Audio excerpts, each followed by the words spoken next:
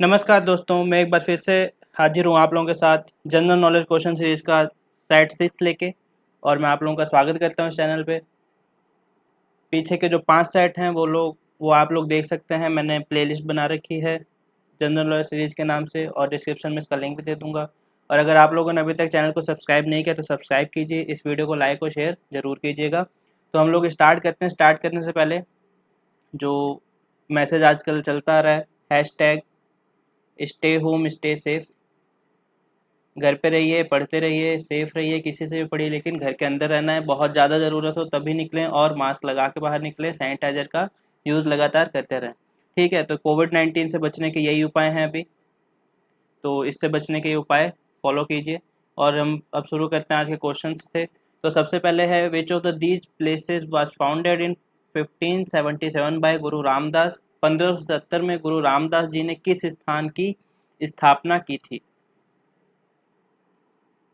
तो इसका आंसर होगा अमृतसर। अमृतसर की स्थापना की थी गुरु रामदास जी ने। और गुरु रामदास जी थे वो 10 में से चौथे गुरु थे सिखों के। एक बात और, इनके बाद बने थे अर्जन देव जी। और इससे पहले जो गुरु थे, इसमें क्या परंपरा चली आती थी कि पहले गुरु, दूसरे गुरु, तीसरे गुरु तो इनके बेटे नहीं हुआ करते थे। चौथे गुरु इनके बेटे नहीं थे, लेकिन जो अर्जन देव जी थे इनके बेटे थे। इसके बाद से उन्होंने क्या किया, अपने बेटों को गुरु बनाना स्टार्ट कर दिया था। तो एक परंपरा यहाँ से स्टार्ट हुई, चौथे गुरु से, गुरु रामदास जी से। और इन्हें कौन सी सिटी बनाई थी? अमृतसर नाम की। नेक्स्ट क्वेश्चन है, रसोई गैस, जो आप लोगों को पता होगा काफ़ी फेमस क्वेश्चन है और काफ़ी इजी क्वेश्चन भी है, लेकिन फिर भी एग्जाम में पहले पूछा गया तो इसलिए मैंने यहाँ पे डाल दिया है। तो रसोई गैस में मुख्य रूप से क्या शामिल होता है? एलपीजी भी कहते हैं। एलपीजी की फुल फॉर्म भी क्या होती है? Liquefied petroleum gas. ये एलपीजी की फुल फॉर्म है। और इसमें क्या क्या होता है? प्रोपेन और ब्यूटेन। ठीक है, दो घटक होते हैं, प्रोपेन और ब्यूटेन। एक बात और, इसमें जो ये क्या होते हैं? ऑर्डरलेस होते हैं, मतलब कि इनमें कोई भी गंध नहीं होती, बिना गंध के होते हैं। इसलिए जब हम एलपीजी सपोज लीक हो रही है तो उसकी गंध आने के लिए क्या मिलाया जाता है? इसमें मिथाइल मरकैप्टन। कौन सी गैस मिलाई जाती है? मिथाइल मरकैप्टन नाम की एक गैस मिलाई जाती है, जिसकी वजह से जब गैस लीक होती है तो बदबू आ जाती है। तो नेक्स्ट क्वेश्चन हमारा इसके साथ ही कि निम्नलिखित में कौन सी खगोलीय वस्तु नहीं है? Which of the following is not a celestial object. ठीक, तो सेलेस्टियल ऑब्जेक्ट क्या होते हैं? सबसे पहले तो जो हमारे जो पूरा का पूरा एटमॉस्फेयर है, एटमॉस्फेयर से जो भी चीज़ हमें बाहर दिखाई देगी वो क्या होगी? सेलेस्टियल खगोलीय वस्तु होगी। दूसरी बात, ये चमकते हैं।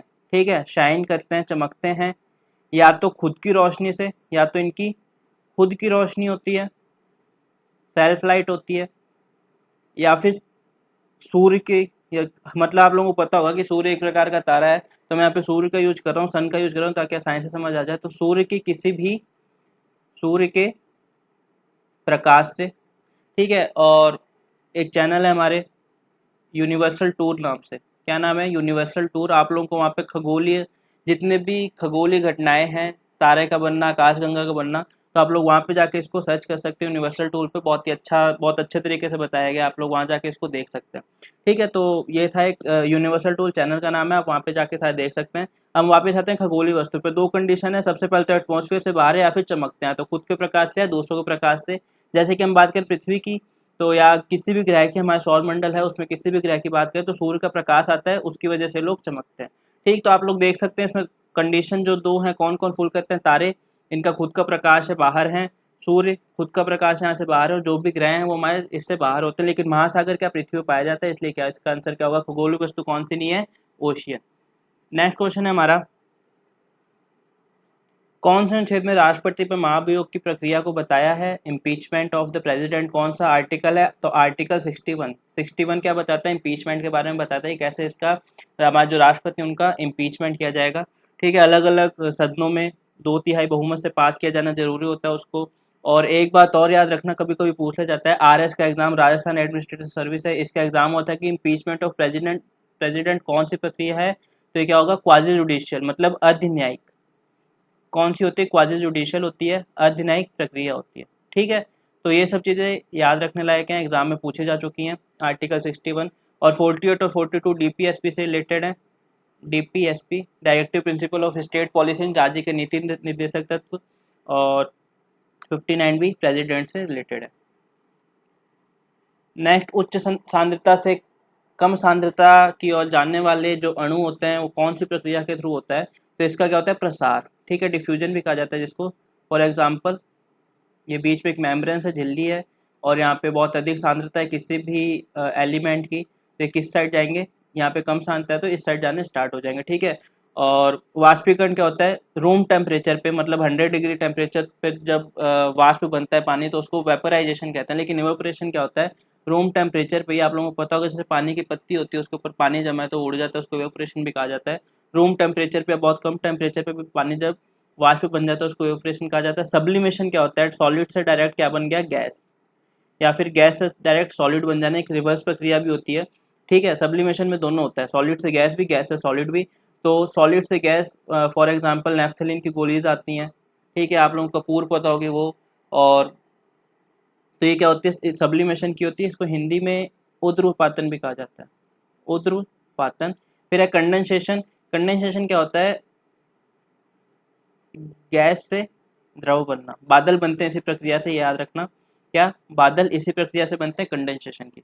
नेक्स्ट, न्यूनतम ताप क्या है जिस पे ईंधन गर्म होता है उसके बाद आग पकड़ लेता है, जलना स्टार्ट कर देता है? तो यहाँ देख के पता चल रहा है इग्निशन। इग्निशन का मतलब जलना होता है, तो इग्निशन टेम्परेचर है। और बॉइलिंग आप लोगों को पता ही है कि जब तरल का और गैस का, इन दोनों का जो एटमॉस्फेरिक प्रेशर है बराबर हो जाता है तो उसको बॉइलिंग टेम्परेचर कहा जाता है। फिर सोडियम धातु किस में संग्रहित किया जाता है? मिट्टी के तेल में। ईथर में नहीं किया जा सकता, पानी में नहीं किया जा सकता और एसीटोन में नहीं किया जा सकता। क्यों? क्योंकि जब भी ये हवा या पानी के संपर्क में आकर बहुत ज़्यादा ब्लास्ट के साथ फट जाता है और ईथर में रखा जाता है तो इसके साथ प्रक्रिया करके एक पीले कलर का पदार्थ बना लेता है, तो सोडियम की जो महत्ता है वो खत्म हो जाती है। और सेम एसीटोन में, एसीटोन में भी प्रक्रिया करके अलग अलग कंपाउंड बना लेता है, वो एंड में फट जाता है। इसलिए मिट्टी के तेल में इसको रखा जाता है। मिट्टी के तेल के साथ कोई भी क्रिया नहीं करता है सोडियम, और आराम से उसको रखा जा सकता है। ठीक है, और सोडियम एक ऐसी धातु जिसको आसानी से चाकू से भी काटा जा सकता है। ये भी आप लोगों को पता हो, काफ़ी सॉफ्ट धातु होती है। फिर एक ध्वनि तरंग की आवृत्ति 100 हर्ट्ज है, तो इसकी समय अवधि क्या होगी? तो टी बराबर 1/f होता है। यहाँ पे एफ क्या है? फ्रीक्वेंसी। फ्रीक्वेंसी हर्ट्ज में नापी जाती है। तो ठीक है, सिंपल सा है, 1/100 कर देंगे। 2 पॉइंट के बाद 2 संख्या तो 0.01, आंसर इसका हो गया ए। ठीक है, तो ये सिंपल सा आंसर था, बस इसका फॉर्मूला याद रहना चाहिए। फॉर्मूला याद नहीं तो बैठ के कितना भी सोचते रहो, कोई मतलब नहीं है। फिर उसके बाद मानव शरीर में कौन सा अंग रक्त में शर्करा की मात्रा को नियंत्रित करता है? मेरे ख्याल से मैंने लास्ट लेक्चर में भी ये वाला क्वेश्चन ऐड किया था। तो पैनक्रियाज है, पैनक्रियाज की बीटा सेल्स होती है, उससे इंसुलिन इंसुलिन निकलता है। तो इंसुलिन क्या करता है? जो भी हमारे शरीर में ग्लूकोज है उसको नियंत्रित करता है। और जब ये खराब हो जाती है तो उसकी वजह से जो ग्लूकोज है वो नियंत्रित नहीं हो पाता, खून में जमा हो जाता है, जिसको हम क्या कहते हैं? डायबिटीज। ठीक है, नेक्स्ट है मानव कान के किस भाग में 3 हड्डियों द्वारा ध्वनि का प्रवर्धन होता है? इंग्लिश में देखते हैं, एम्पलीफिकेशन हो जाता है ह्यूमन ईयर में, कि कौन से पार्ट में जहाँ पे 3 बोन्स होती हैं? तो इसका आंसर होगा इनर ईयर। आप लोग कान का स्ट्रक्चर देख सकते हैं, जो बाहरी पार्ट है ठीक है, ये पिन्ना होता है, ये ऑरिसल होती है, ईयर लोब होती है। तो उसके बाद साउंड यहाँ से जाएगा यहाँ पे, फिर स्टेपीज, इनक्यूस और मेलिक्यूस, ये 3 हड्डियाँ। यहाँ पे क्या होगा? ये अपना एम्पलीफाई हो जाएगा और 20 टाइम्स तक एम्पलीफाई हो जाता है साउंड यहाँ पे जाके। उसके बाद ये मध्य कान, सॉरी हाँ ठीक है, इसका इनर ईयर एकदम लास्ट है, मध्य कान का है। हाँ गलती हो गई थी, मध्य कान है और ये इनर ईयर है। और यहाँ से क्या होता है?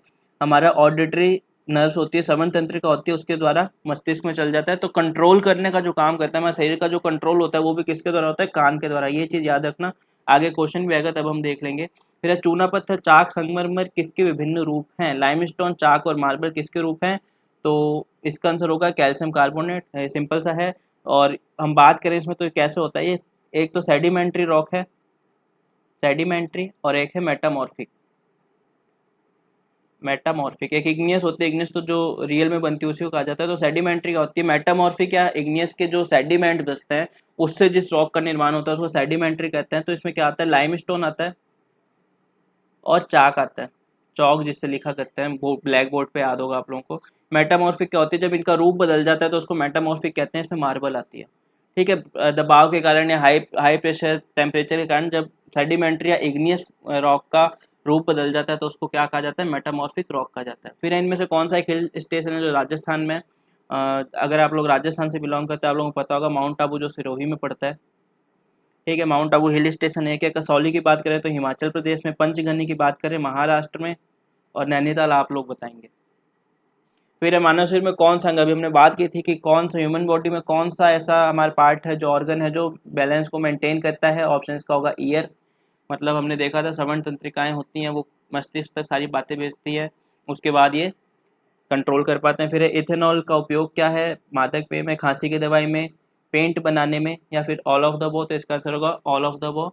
और ये इसके अदर यूजेस दे सकते हैं, दिए हुए आप लोग यहाँ से पढ़ लेना इसको। नेक्स्ट है पौधों में कौन सा है जो रेगिस्तान में पाया जाता है, तो कैक्टस। कैक्टस का कांटेदार पौधे होते हैं, और इनसे क्या होता है कि जब कांटे हो जाते हैं तो वाष्पीकरण कम होता है, तो राजस्थान में जो पौधे उनको कम पानी की आवश्यकता होती है, इसलिए कैक्टस यहाँ पे बहुत अधिक मात्रा में पाए जाते हैं। उसके बाद ओक है, सागवान है। ओक जैसे हम कह सकते हैं कि जो हमारा सदाबहार वन होता है इंडिया में जो पाए जाते हैं वहाँ पाया जाता है। सागवान के हैं जो पहाड़ी इलाके हैं वहाँ पे पाए जाते हैं सागवान के पेड़। तो ये सारा, इसका आंसर क्या होगा वैसे, कैक्टस होगा। फिर है निम्न में से किस पूर्व भारतीय राष्ट्रपति ने सबसे कम अवधि के लिए कार्य किया है, तो इसका आंसर होगा डॉक्टर जाकिर हुसैन। ठीक है, जाकिर हुसैन ने सिर्फ और सिर्फ 1 साल 355 दिन, 1 ईयर 355 डेज काम किया था, और अपने कार्यकाल के दौरान मरने वाले पहले राष्ट्रपति भी थे। उसके बाद बात करें डॉक्टर राजेंद्र प्रसाद की, तो सबसे ज़्यादा साल तक 12 साल लगभग 107 दिन। ठीक है, सबसे ज़्यादा समय तक भारत के राष्ट्रपति रहने का इनको गौरव प्राप्त है। बात करें आर वेंकटरमन की, तो पहले चीफ मिनिस्टर भी थे आंध्र प्रदेश के फर्स्ट चीफ मिनिस्टर भी रह चुके हैं। और नीलम संजीव रेड्डी भी पूरे 5 साल रहे थे, भारत के 6ठे राष्ट्रपति थे, और फाइनेंस और डिफेंस मिनिस्टर की तरह भी काम किया था, और एज ए वाइस प्रेसिडेंट भी काम कर चुके थे। तो ये हमारे प्रेसिडेंट्स थे। फिर है रक्त के तरल भाग को क्या कहा जाता है, तो 4 भाग हैं, इसमें से क्या होता है, प्लाज्मा।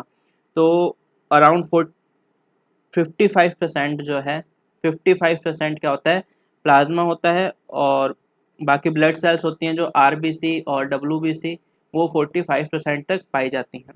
ठीक है, हम बात करें सीरम की, तो क्लोटिंग प्रोटीन होता है। ठीक है, रक्त होता है उसमें क्लॉट जम जाते हैं जब चोट लगती है, तो क्लोटिंग प्रोटीन निकाल लिया जाता है, तो उसके बाद जो भी बचता है प्लाज्मा का क्लोटिंग प्रोटीन माइनस कर दिया जाए तो जो भी बचेगा उसको क्या कहते हैं, सीरम कहा जाता है।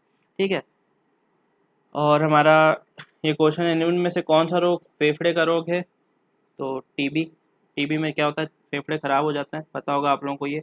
फिर शरीर की सबसे लंबी पेशी मांसपेशी कौन सी है, तो सेटोरियस। ठीक है, सोलेस पता है आपको, आप लोग देख सकते हैं घुटने का पार्ट है, और घुटने के नीचे की जो हड्डी है सोलेस है। तो उसके बाद ये ग्रेसिलियस है, और पीछे ट्रेपेजियस मसल है। ठीक है, कंधे के पीछे पाई जाती है। तो ये थे हमारे आज के क्वेश्चंस। 20 क्वेश्चंस कंप्लीट हो चुके हैं आज के हमारे, और thanks for watching this video. अगर आप लोगों ने अभी तक चैनल सब्सक्राइब नहीं किया तो सब्सक्राइब कीजिए, वीडियो को लाइक कीजिए तथा शेयर कीजिए। मिलते हैं फिर से नेक्स्ट वीडियो में, तब तक के लिए take care and be with us, be with exam Baba.